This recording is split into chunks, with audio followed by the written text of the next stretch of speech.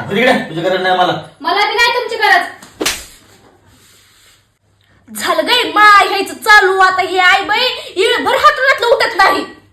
गिळा आता काय गिळायचं तर. झोपायचं नाही बरं का. पटकन जेवण करायचं, मला लय भूक लागली, नाही तर तुला खलास करून टाकेल. तुम्ही मला जीव जरी मारला ना तरी मी करत नसते. माय निमताईला दुःख झालं, चुळू चुळू लाल केलं. म्हातारे आता काय ही आईबाई उठत नाही, सगळं काम तुलाच करावं लागतंय. काय म्हणलीस? तुझ्या प्रत्येक वेळेचे नाटक आहे. आता पटकन जेवण बनवायचं, झोपायचं नाही बिलकुल सांगायला लागलोय. तुम्हाला सांगायला मी करत नसते, मला ना तर करीतच नसते. निघाला बघा बायकोचा बैल. हो निघाला की आता ही नदी बैल आणि आता जाईल संध्याकाळीच येईल.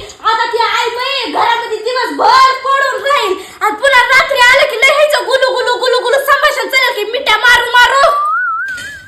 आताच्या पुरीला माय एक चपट मारूस तर दम हाय तवर तर धुण्या भांड्यापासून ते स्वयंपाकापर्यंत सगळं सासूला काम करावं लागतं या.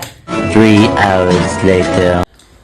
बायली संध्याकाळचे 7:30 वाजून गेलेत. म्हातारे काय जेवणाचं हाय का नाही धोरण? काय गय माय ही एक म्हातारा माझ्या मुळावर हाय. झालंय झालंय आणायला लागली जेवायला. सुनबाई अय सुनबाई, अगं ऐका स्वयंपाक आहे की तरी चल गिळायला. नाही मला गिळायचं. माय हिच्या एक तोंडाला सदाना पिसाळलेला कुत्राच बांधलेला आहे.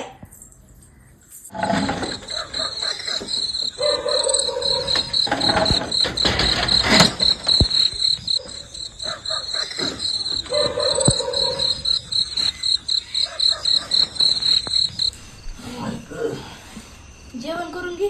जेवलोय.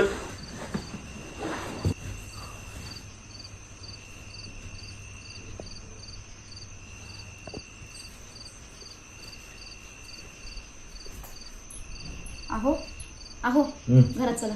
नाही मला यायचं. घरात चला म्हणायला लागले. आई झोपल्या तर जोरात बोलायला लावू नको मला. तुला म्हणून यायचं नाही.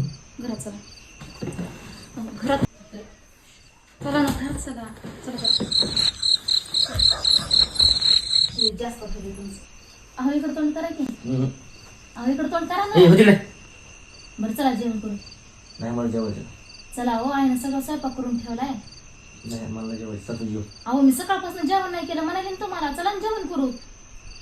5 minutes later.